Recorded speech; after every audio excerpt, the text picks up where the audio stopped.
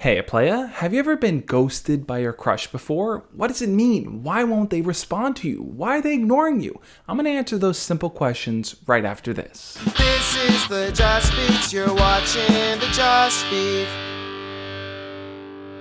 No one likes to be ghosted. It's a pretty crappy thing to go through, but ghosting can mean a lot of different things. So it's important to know where on that ghosting spectrum you sit. For example, the highest end of it is where you know that person got your message and they're just choosing not to respond.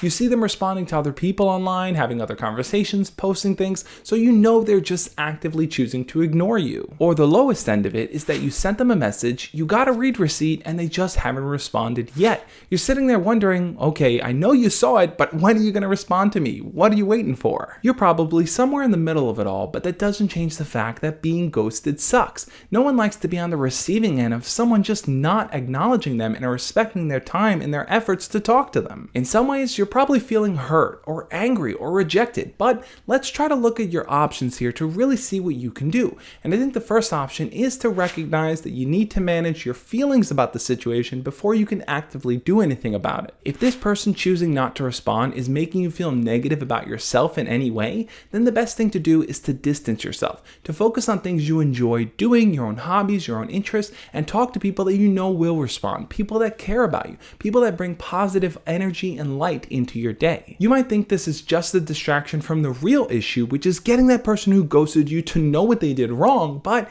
you're not going to make any positive decisions in a negative state of mind. So if you think you're going to solve your problem when you're upset or hurt or angry at them, it's not going to happen. Once you've pulled yourself away from the situation and taken the time you need to kind of get into a different kind of mindset, that could take an hour, a day, a month, whatever it takes for you, then you can kind of jump in and try to approach the situation to understand what's going on. Why did they not respond to you? Why did they ignore you? Why have you been ghosted? Sometimes I think the best way to look at it is to look at what we know versus what we don't know. For example, you don't know why they didn't respond to you. You don't know why the conversation ended there. Or you don't know what happened in their life at that moment that caused them to just not want to respond to you. Maybe they were busy at that moment and forgot to respond. Or maybe they're going to respond later. Or maybe they just don't know what to respond with. So they let the conversation die because they don't know how to answer you. There's a lot of unknown details that exist here, and the worst thing you can do is to let your mind just kind of fill them in with all the negative possibilities that could exist.